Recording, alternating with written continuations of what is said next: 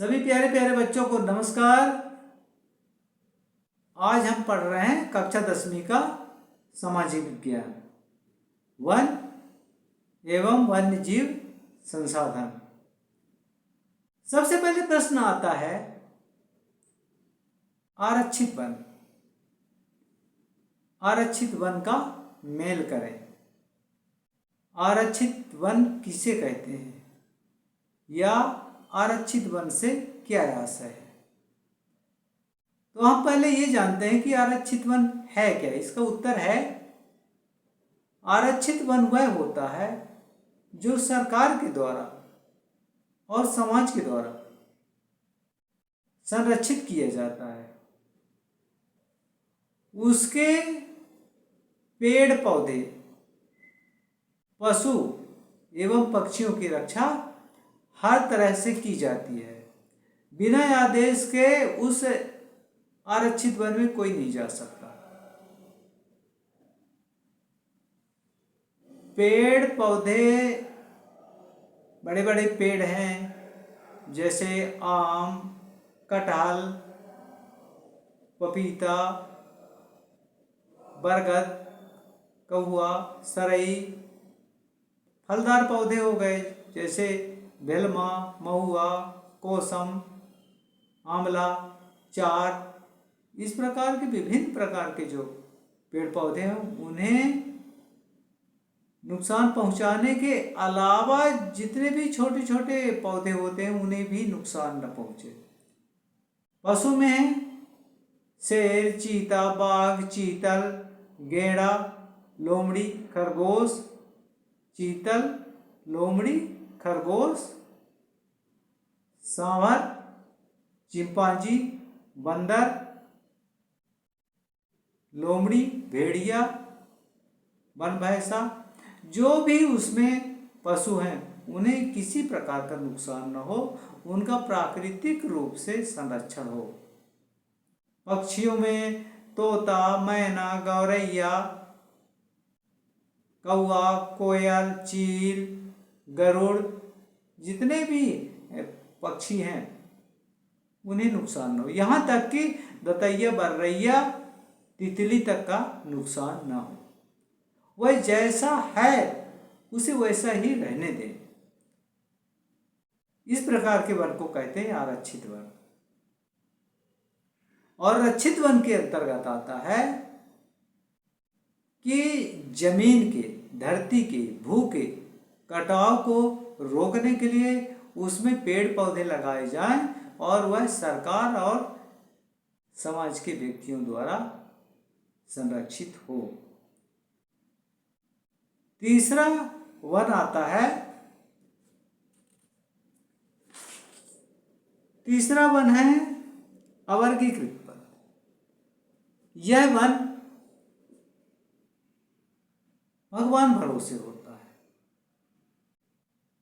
ये मान के चलिए, यह वन भगवान भरोसे होता है, मतलब सरकार द्वारा वो उस वन को छोड़ दिया जाता है और उसमें जो कटाव की स्थिति है उसको बचाने के लिए उसमें पेड़ पौधे लगाए जाते हैं, लेकिन वो गांव के लोगों को सौंप दिया जाता है, समूह समुदाय को सौंप दिया जाता है ताकि ये रक्षा करें। लेकिन वो रक्षा नहीं करते, बल्कि जरूरत पड़ता है तो वहाँ से लकड़ी काट काट के और ले आते हैं। तो ये तीसरे प्रकार का वन हो गया। अब आते हैं जैव विविधता। वनस्पति, वन्य जीवन एवं मानव में अनेक प्रकार के पेड़ पौधे, जीव जंतु तथा मनुष्य की अनेक जातियां एवं उपजातियां पाई जाती हैं। अर्थात विविध प्रकार के वन एवं जीव जंतु उपस्थिति को जैव विविधता कहा जाता है। जैसे मैंने पहले बताया कि एक वन में, एक जंगल में हाथी, भालू, चीता, चीतल, भेड़िया, लोमड़ी, खरगोश, सेही, बंदर, इस प्रकार के जो पशु होते हैं और पक्षी होते हैं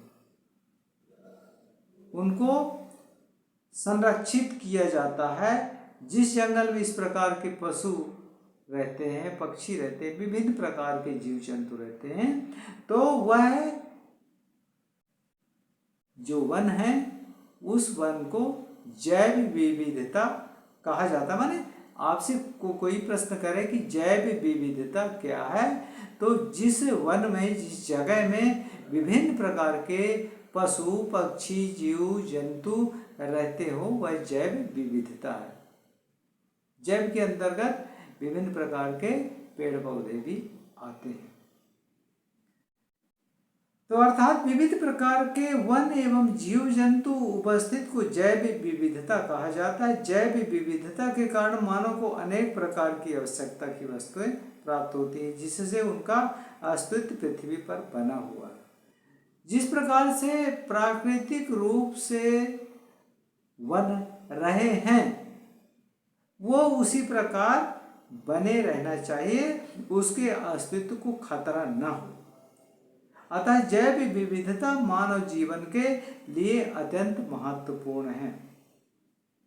यदि जैव विविधता नहीं रहेगा तो हम लोग जानेंगे क्या कि प्रकृति का असली स्वरूप क्या था। हम उस चीज से अनजान रह जाएंगे। तो विस्तार पूर्वक बताएं कि मानव क्रियाएं किस प्रकार प्राकृतिक वनस्पति जात और प्राणी जात के ह्रास के कारक हैं। विस्तार पूर्वक बताएं कि मानव क्रियाएं किस प्रकार प्राकृतिक वनस्पति जात और प्राणी जात के ह्रास के कारक हैं। तो मनुष्य की क्रियाएं क्या है? मनुष्य पहले सीमित थे और अब क्या है? मनुष्य की जनसंख्या दिनों दिन बढ़ रही है। तो मनुष्य घर बनाने के लिए उन्हें जमीन चाहिए। जमीन चाहिए तो जमीन के लिए पेड़ पौधे काटेंगे, पेड़ पौधे काटेंगे, घर बनाएंगे, घर बनाएंगे तो उनको दरवाजा चौखट और विभिन्न प्रकार की लकड़ी चाहिए। तो इस प्रकार से मनुष्य की जो जनसंख्या वृद्धि है वो दिनों दिन बढ़ रहा है और उसकी आवश्यकताएं बढ़ रही है। उसे ज़्यादा जमीन चाहिए, उसे ज़्यादा लकड़ी चाहिए, उसे ज़्यादा फल चाहिए। इस प्रकार से मनुष्य जंगल की कटाई कर रहा है।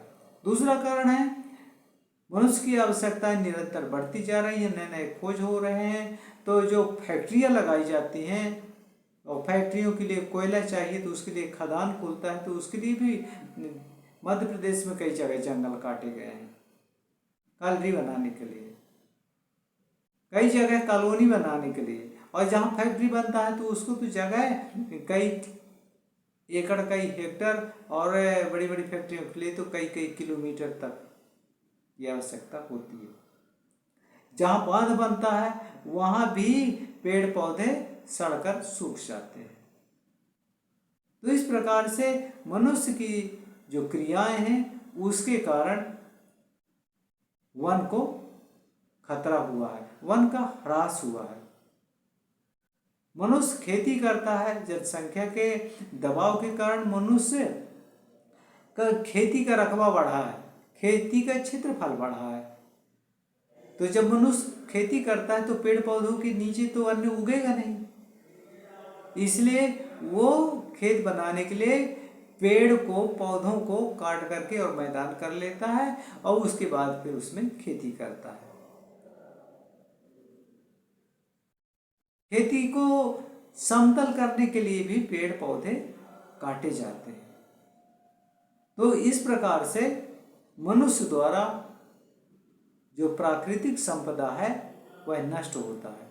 और यदि जंगल काटे जाएंगे तो वहाँ पशु क्या करने रहेंगे, किस लिए रहेंगे? उनको रहने के लिए स्थान ही नहीं मिलेगा, तो आखिरकार वो भी नष्ट होंगे। विभिन्न प्रकार के जो जानवर हैं वह जंगल में छिप कर रहते हैं, और जो पक्षियां हैं तो उनके फल खा करके जीवित रहते हैं, घोंसला बना करके रहते हैं। तो ना जब पेड़ नहीं रहेंगे, पौधे नहीं रहेंगे तो जंगली